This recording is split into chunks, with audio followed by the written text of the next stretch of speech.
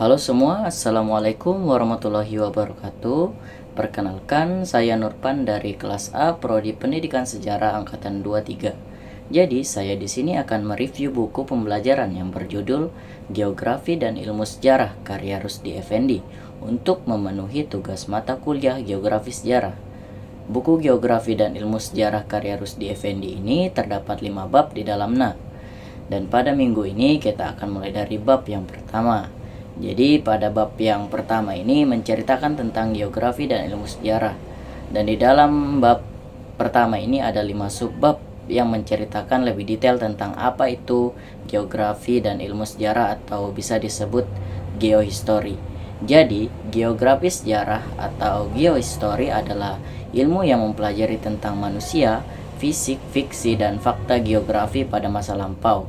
Geografi sejarah umumnya membahas tentang geografi masa lalu dan bagaimana perubahan sebuah wilayah atau tempat berdasarkan waktu. Nah, di sini yang pertama ada definisi geografi. Jadi dikatakan di sini geografi berasal dari bahasa Yunani yang berarti geo, yaitu bumi, dan graphen yang mengartikan menggambarkan. Jadi secara harfiah geografi mengajarkan tentang bumi. Geo berarti bumi dan graphen berarti lukisan atau tulisan.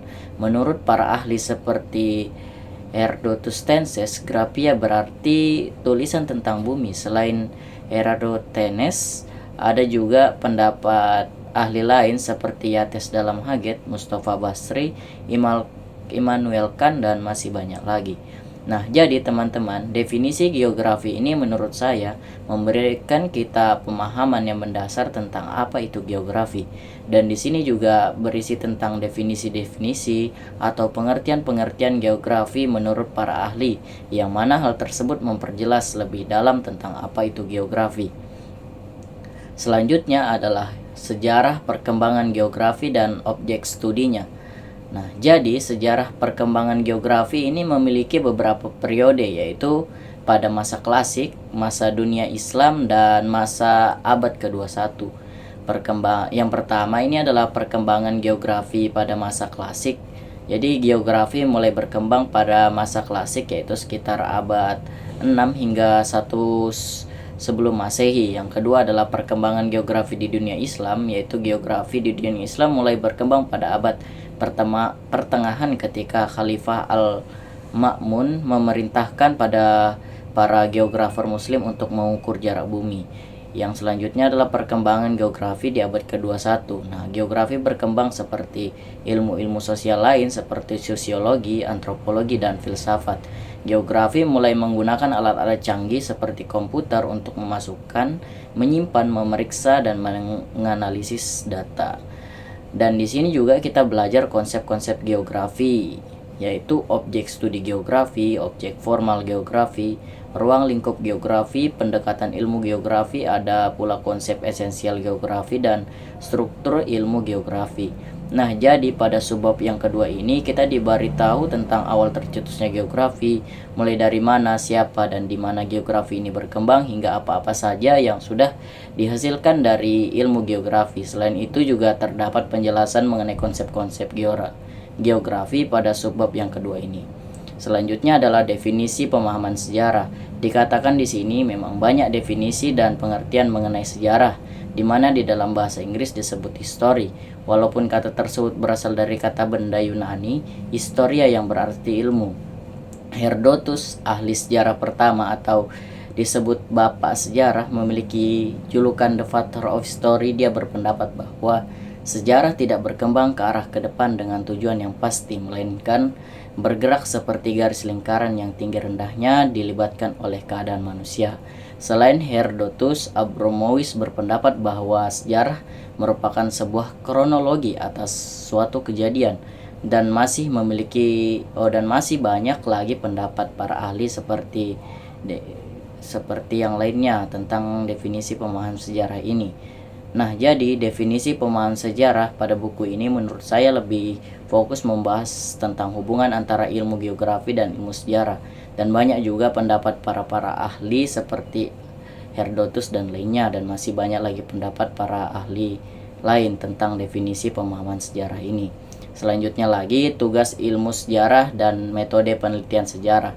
Metode penelitian sejarah adalah cara yang digunakan sebagai pedoman dalam melakukan penelitian peristiwa sejarah dan permasalahannya.